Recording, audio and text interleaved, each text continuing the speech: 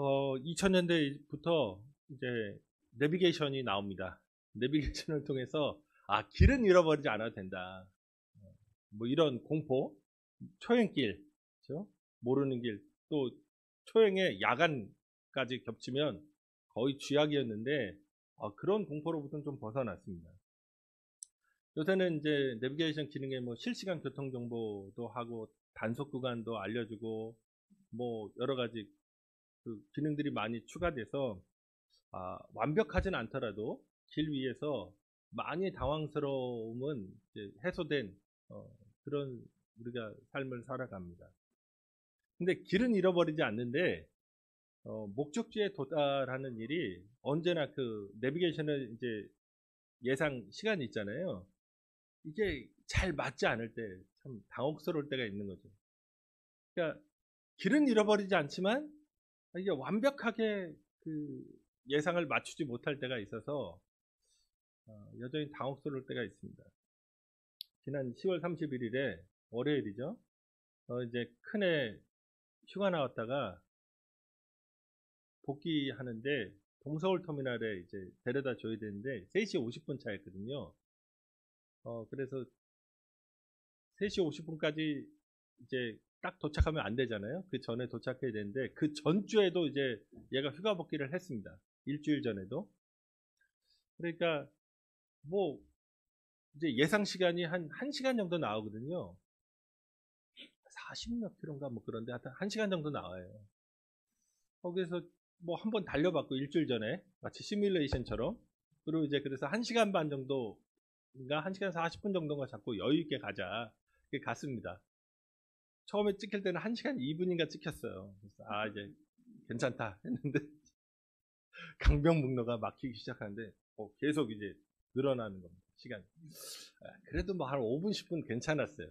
괜찮다가 계속 막히는데 시간은 막 좀 가면 2분씩 늘어나 있고 막 이제 계산을 해봐도 한 46분 48분 막 그래서 제가 심지어 그 마음의 평정심을 잃고 간격을 많이 벌리는 차가 있잖아요. 그렇죠? 그 사이로 이제 다 끼는 겁니다. 그러니까 이게 순간 또 이제 공간 날 때 또 그 부스터 해가지고 가고 벤츠랑도 경쟁해보고 뭐 또 뚫리는 구간에는 한 80, 뭐 90 이렇게 달릴 수 있으니까. 근데 전체적으로 너무 막혔습니다. 너무 막혀가지고 얘는 계속 이제 한 10분, 15분 전에는 계속 시계만 보고 옆에서 그러고 있길래 이제 한 45분경에 도착할 것 같다. 그러니까 그 동서울 터미널을 이제 강변북로에서 가면 이렇게 유턴해야 되거든요. 터미널 쪽으로 가려면. 근데 이제 강변역에서 유턴해야 되는데 강변역 거기에 이제 교차로가 아니고 횡단보도 있거든요. 거기에 걸리게 되면 빨리 짐 싸가지고 내려가지고 그냥 뛰어라 했는데 마침 진짜 딱 걸렸어요. 거기. 그래가지고 유턴 안 하고 그래가지고 또 못할 수 있으니까 45분이었는데 전화해라. 못하면 내가 또 데려다 줘야 되잖아요. 다음 버스 없냐 그랬더니 4시 15분 버스가 있는데 그것은 다 매진됐대요. 그러면 입석으로 가라 그랬더니 입석은 안 태운대요. 그래서 영락 없이 제가 갈 뻔했습니다. 진짜. 어쨌든 인생이라고 하는 것이 자기가 방향도 맞고 목적도 맞잖아요. 방향도 틀린 적이 없거든요. 제가 달렸던 방향은 그 방향이었고 또 뭐 그 시간 맞추기 위해서 최선을 다한 것이고 뭔가 제가 할 수 있는 일은 다 한 겁니다. 목적지도 맞았고 그런데 그 사이에 뭔가 내가 예상하지 못했던 제가 예측하지 못했던 일들이 벌어지고 그래서 이제 진짜 낭패를 볼 뻔 또 몇백 킬로를 달릴 뻔한 거죠. 그 전에는 똑같이 그렇게 살았거든요. 그렇죠? 일주일 전에 그 길을 똑같이 그 시간에 달렸고 뭐 아무 무리 없이 그 일들이 제대로 처리됐는데 일주일 후에는 동일한 조건에서 완전히 다른 어떤 경험을 한 겁니다. 이렇게 인생이라고 하는 것이 뭐 1년을 사는 게 봄, 여름, 겨울 가을 겨울 살아가는데 내가 살아가는 방식이 달라지지도 않고 그동안 내가 해왔던 대로 루틴대로 그렇게 삶을 살아가는데 어느 때에는 괜찮지만 어느 때에는 상당히 난감한 경우를 만나게 된다.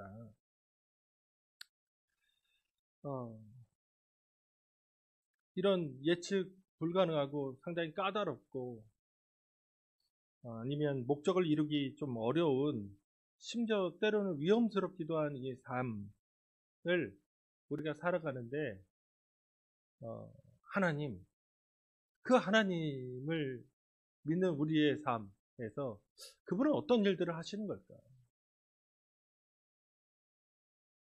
때로는 인생이라고 하는 것이 내 경제적인 여건이나 특히 신체적인 어떤 상황이 위기에 처할 때도 있거든요.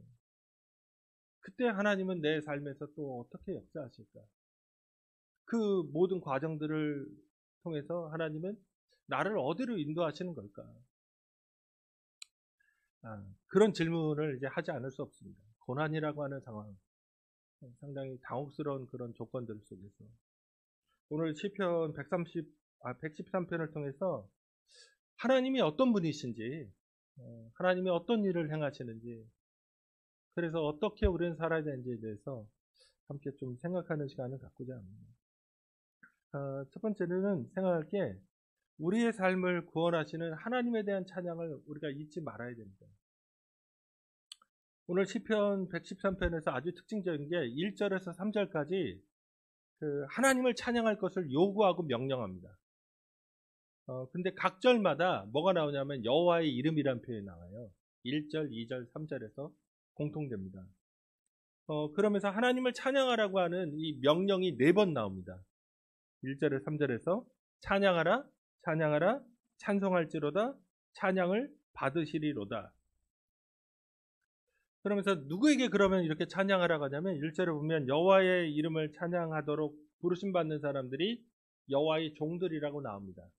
이 종이라는 게 주인의 어떤 뜻, 주인의 뭐 명령이라든가 이런 것에 순종하고 성실하고 신실한 것을 나타낸다면 여호와의 종이라고 한다 표현했으니까 하나님 앞에 신실하고 충성스럽고 순종적인 사람들, 그러니까 온전한 신앙인이라고 할 수 있겠죠. 그러면서 찬양해야 될 시간을 이제 묘사합니다. 2절에 이제부터 영원까지, 이제부터 영원까지 한마디로 영원토록 이라고 할 수 있죠. 그러니까 끊임없이 찬양해라. 그 다음에 3절에서는 이제 공간을 또 얘기합니다. 이제 시간을 넘어서 공간은 그 유명한 구절, 그러니까 해 돋는 데에서부터 해 지는 데까지. 그러니까 단순히 하나님이 한 개인의 하나님, 한 국가의 하나님으로부터 국한되는 게 아니라 온 세상, 온 우주의 하나님이시다. 내가 살아가는 그 모든 곳에서 하나님을 찬양해야 한다. 아니면 이 세상 모든 만민이 하나님을 찬양해야 된다라고 하는 것을 가르쳐 줍니다. 그러면 이제 전체적인 그림은 시편 113편에서 하나님의 이름을 찬양해라. 여호와의 이름을 그걸 영원토록 끊이지 않게 그리고 모든 곳에서 하나님을 찬양해야 된다라고 요구하는 겁니다. 그런데 역설적으로 이렇게 시편에서 하나님을 찬양하라고 명령하고 요구하고 있다는 것은 뒤집어 보면 우리가 하나님을 찬양하는 일이 드물다는 겁니다. 찬양을 명령하고 요구한다는 것은 하나님을 그 이름을 찬양하거나 높여드리는데 우리는 상당히 인색하고 게으르다. 그런데 이게 그 시편의 시대만 그런 게 아닙니다. 예수님께서도 우리가 주기도문을 잘 아시잖아요. 6장 9절에서 주기도문을 이렇게 시작하십니다. 그러므로 너희는 이렇게 기도하라. 하늘에 계신 우리 아버지여 이름이 거룩히 여김을 받으시오며 여기서 당신의 이름이 거룩히 여김을 받으시옵소서 이 명령법이거든요. 근데 여기에 배경이 있습니다. 예수님 당시에 누가복음에도 나오지만 통치자들, 뭐 시저라든가 아니면 헤롯 왕가라든가 이런 사람들 아니면 총독이라든가 자신들을 이 세상을 구원한 은인 혹은 구원자 주권자라고 부르도록 요구합니다. 그러니까 내 은혜로 너네가 산다. 이런 개념이거든요. 그걸 선전해요, 왕들이.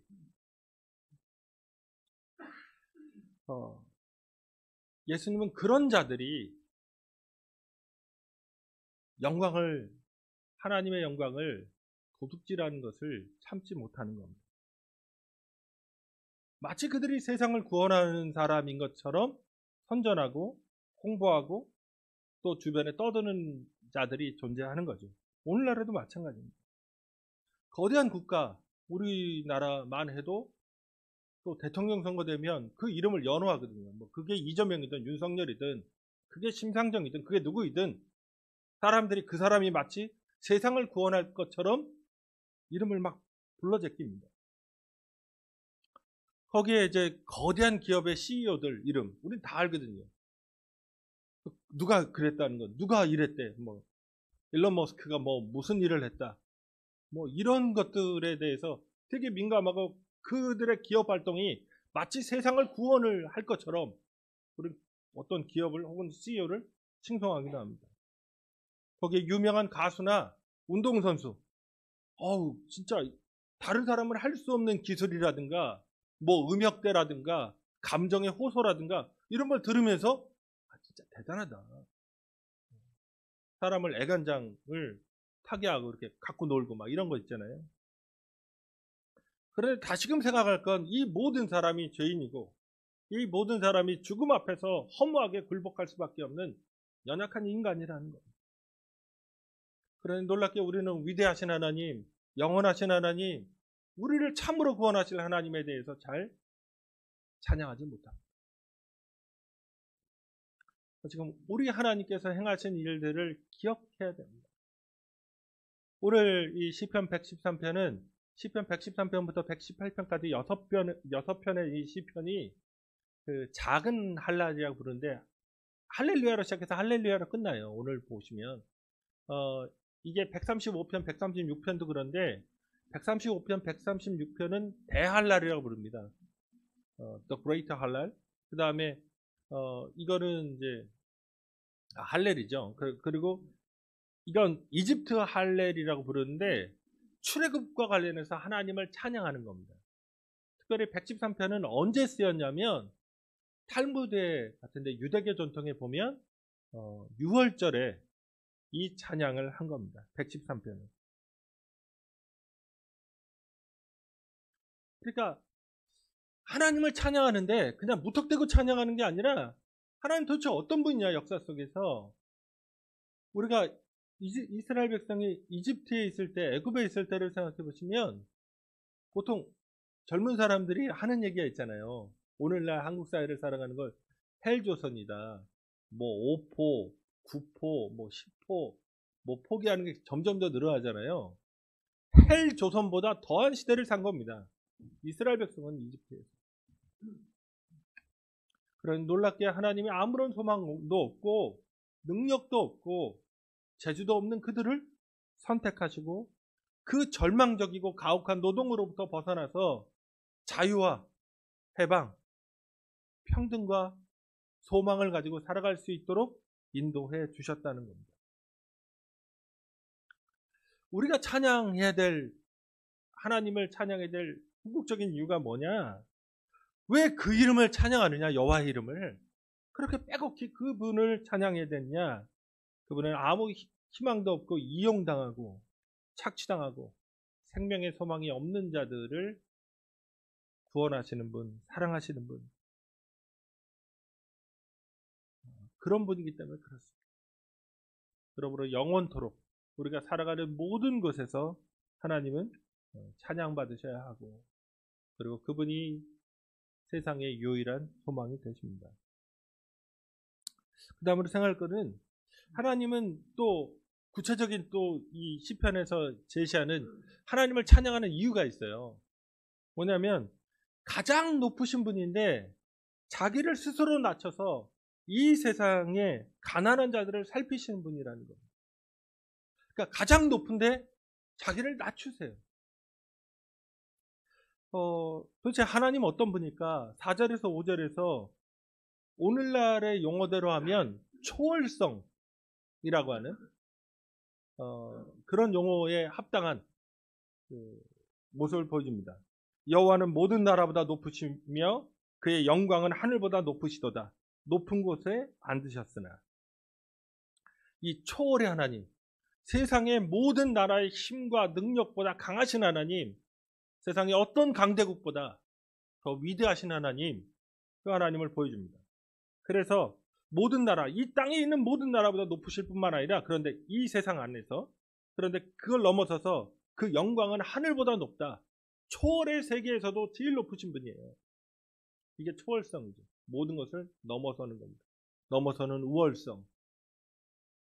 어떤 천사도 어떤 왕도 하나님의 대적이 되지 않습니다. 거기에 5절에서 높은 곳에 앉으셨잖아요. 전에도 한번 말씀드렸듯이 사도신경에서도 예수님을 고백하면서 우리가 전능하신 하나님 우편에 앉으셨다는 표현을 씁니다. 이 앉았다는 것은 이제 왕이요 늘 앉아 있나요? 왕도 서서 돌아다니고 뭔가 밥도 먹어야 되고 막 여러 가지 해야 되는데 이 앉으셨다는 표현이 상징적인 겁니다. 안정된 거죠. 그만큼 주권이 안정되니까 반란을 진압하려면 말 타고 돌아다녀야 되는데 그런 것도 아니에요. 그냥 이제 앉으셔서 그 주권과 위엄과 능력으로 세상을 다스리시는 겁니다. 하나님의 통치가 그렇다는 거예요. 그런데 5절에서 이 9절이잖아요. 지금 우리가 시편 113편 보면 이 정가운데입니다. 한가운데 갑자기 여호와 우리 하나님과 같은 이가 누구리요라는 의문문이 등장합니다. 이게 오늘 우리 설교 제목이기도 한데 이건 비길 데 없는 유일성이죠. 어디 이런 분은 없다. 비길 데 없는, 비교할 수 없는 유일성. 이분밖에 없다. 그런 분은 이 세상에 많은 종교가 있고 이 세상에 많은 신이 있고 이 세상에 많은 어떤 상상을 통해서 만들어낸 초월적 존재들이 있는데 그런 존재와는 완전히 구별되는 엄청 독특하고 엄청 대단하신 분이라는 거예요. 그럼 뭘까? 바로 6절을 보면 스스로 낮추사 천지를 살피시고 옵니다. 이게 내재성입니다. 이제 초월성과 반대되는. 하나님이 이 세상 모든 만물보다 높으신데 놀랍게 이분은 어떻게 활동하시냐면 스스로 낮추사 천지를 살피십니다. 이때 이 스스로 낮춘다는 표현이 뭐냐면 자기 자신을 접어야 돼요. 그러니까 이렇게 접어서 자기 몸을 굽히는 겁니다. 왕이 자기가 굽히는 거 보셨나요? 우리가 찰스 3세인가? 왕이 즉위식 전에도 엄마 돌아가시고 자기가 왕 될 것 같으니까 이렇게 뭐 사인하는데 이거 안 나오는데 잉크 묻었다 뭐 이렇게 치우라고 이러잖아요. 왕은 자기가 그런 거 자기 스스로 안 하거든요. 아니 응아를 싸도 남이 닦아주고. 그래서 그 영국이든지 뭐 우리나라든지 중국이 동일한 게 있습니다. 왕의 용변을 받는 사람이 최고의 귀족이죠. 특히 영국 같은 데는 그 사람이 권력사회의 1위예요. 왕이 응아할 때 위험하거든요. 그거 다 받아주고 건강 체크하고 신변잡기를 다 하는 거죠.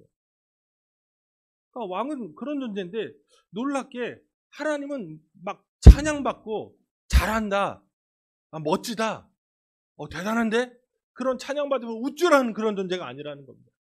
하나님은 스스로 역동적으로 능동적으로 이 세상의 가난한 자들을 살피시기 위해서 몸을 굽히십니다. 이런 하나님, 이런 권력자는 존재하지 않는 것. 우리가 이 말씀 들으면 빌립보서 2장 6절에서 8절이 생각나시죠? 예수님께서 근본 하나님과 동등되는 본체이셨으나 자기를 비워서 종의 형체를 띄워서 사람들과 같이 되셨고 심지어 십자가에 죽으시기까지 하나님께 순종하셨다는 것. 여기서도 초월성이 나타납니다. 하나님과 근본 동등되는 본체이셨다는 초월성, 신성이죠. 그런데 그것을 버립니다. 그리고 사람들과 같이 되어서 이 연약한 인간의 육신의 몸을 입고 예수께서 이 땅에 오십니다. 그러면서 자기의 이 신성, 그 초월성을 다 비우셨다.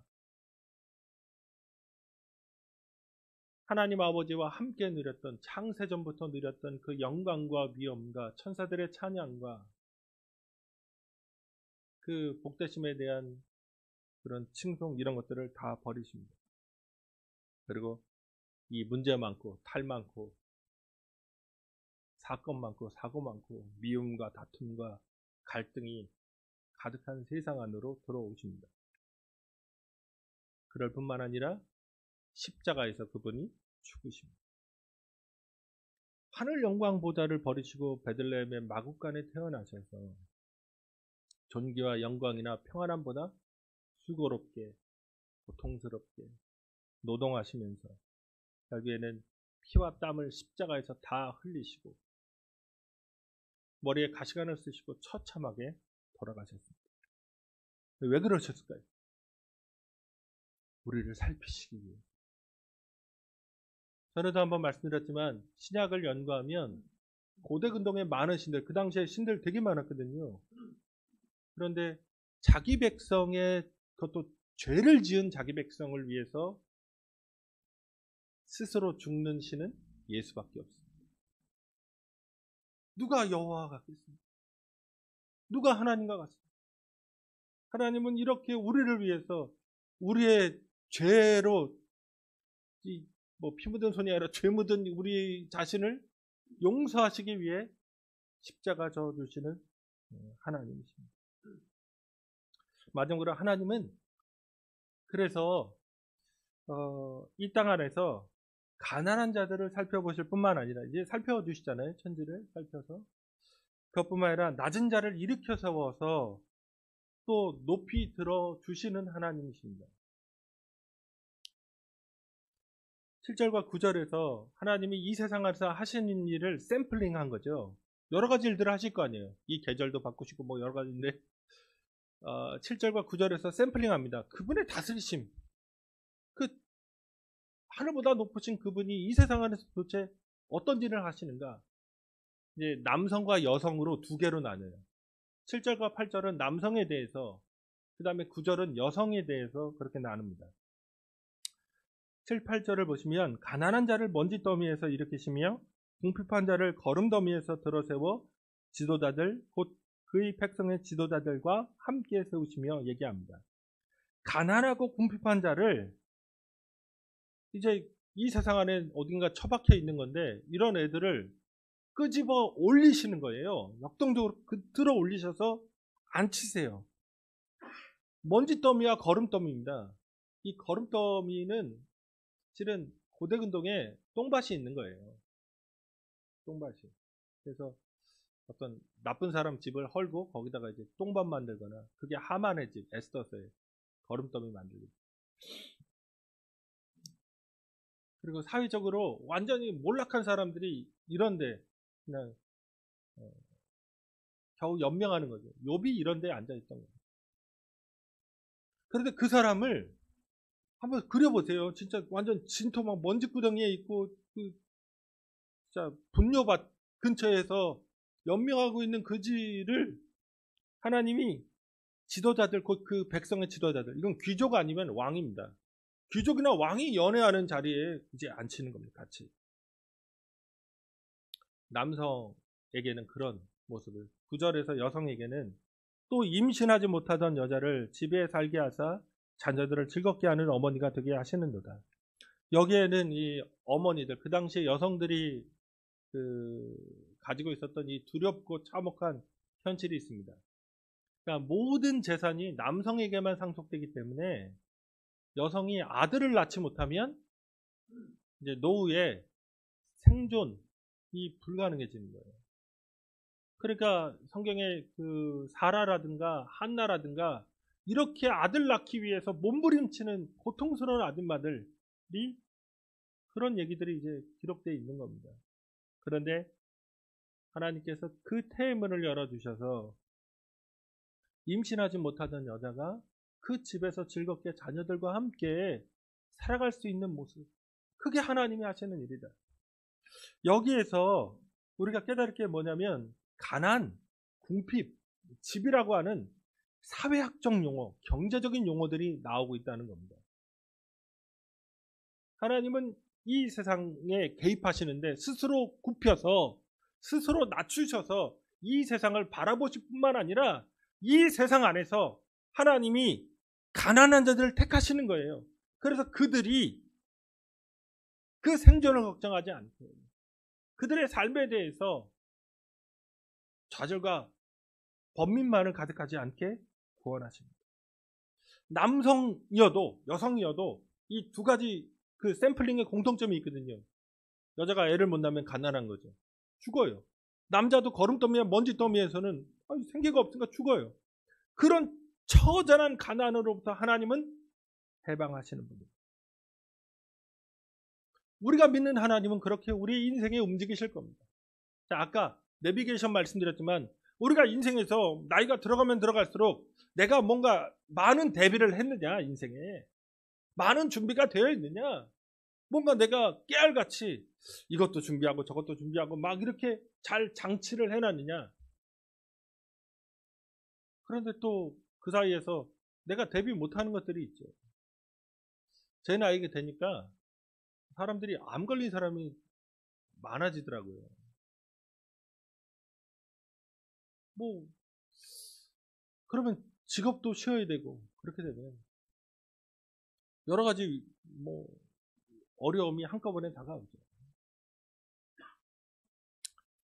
어쨌든 그렇지만 하나님은 우리의 삶을 그 모든 과정을 거쳐서 잘못되게 하시지 않습니다. 우리에게 불행하고 어떤 걱정과 염려와 두려움 속에서 살아가지 않도록 하나님은 변화시켜 주십니다.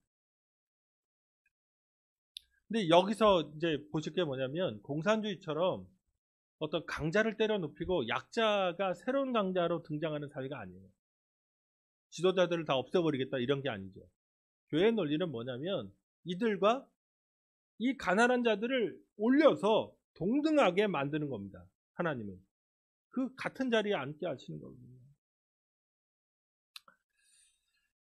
그러니까 교회가 무엇이냐? 교회는 차별성이 없는 사회입니다. 하나님이 그렇게 하시는 거죠. 이 세상 안에서. 교회 우리가 함께 하나님께 사랑받고 선택받았다고 하는 것은 어느 누구도 경제적인 것 때문에 차별받지 않고 어느 누구도 돈이 없다고 해서 입을 닫아야 되는 그런 세상이 아니라 서로가 서로의 사정을 살펴서 서로 사랑하고 형제와 자매로서 존중하는 사회, 그런 공동체를 하나님이 이루시려고 하시는 겁니다. 시편이 쓰여졌던 그 사회도 신문제 사회이기 때문에 권력과 부가 세습되는 것이 당연한 사회였습니다.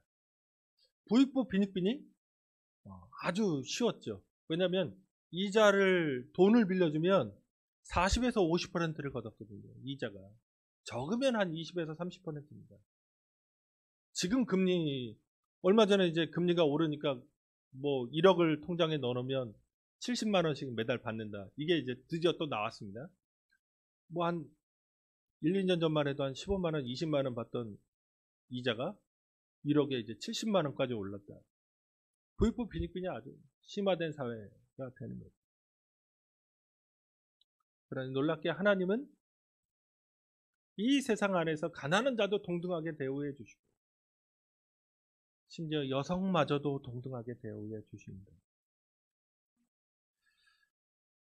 이런 공동체를 이루고 살아가는 것, 그게 우리의 과제이고 이게 하나님의 일이시고 하나님의 종이라면 이 뜻을 받들어서 이 땅 안에서 만나는 사람들을 존중하고 또 교회 공동체 안에서 이런 하나님이 기뻐하시는 사회의 모습을 우리가 아름답게 잘 이뤄가야 할 겁니다.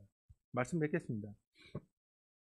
우리의 삶을 이렇게 때로 내 삶에 대해서 걱정하고 내 삶에 대해서 불안해하고 내 삶에 대해서 뭔가 못마땅해서 내 스스로가 마뜩치 않은 내 삶에 불만만 쌓여갈 때, 공허하다고 생각할 때, 답답하다고 여길 때, 그런 놀랍게 그런 우리를 하나님은 구원하시려고 하십니다.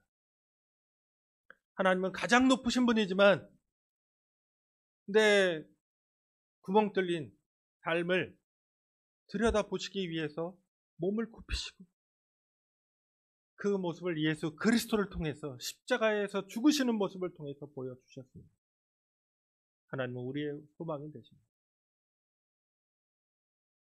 가난한 자를 그냥 살펴주신 것만 아니라 들어 올려주시는 하나님, 그 자리를 변화시켜 주신 하나님, 그 상황과 조건을 달리하게 하신 하나님이 우리 하나님이십니다. 우리의 삶을 그렇게 인도해 가실 겁니다. 그러므로 하나님을 찬양하시고 또 이 세상에서 만나는 사람들에게 하나님의 사람으로서의 삶의 모습을 보여주시고 또 온전한 교회를 이루는 우리 모두가 되기를 주님의 이름으로 축원합니다. 우리 다 함께 기도하시겠습니다. 우리의 삶에 대해서, 자신의 삶에 대해서 또 어떻게 평가하십니까? 지쳐있지는 않으십니까? 연말에 이 겨울에 정말 날씨보다도 더 시린 마음으로 고통스럽게 자기 자신을 그렇게 끌어안고 뭐 어찌할 바를 모르고 당황하고 있지는 않으십니까? 우리의 당황한 삶을 아십니다. 가난한 삶을 아십니다. 궁핍한 삶도 아십니다. 지금 그 하나님을 신뢰하고 믿고 그분 안에서 주어지는 하나님의 인도하심을 인정하며 살아가는 우리가 되도록 우리 주님 한번 부르고 간절히 기도하시겠습니다.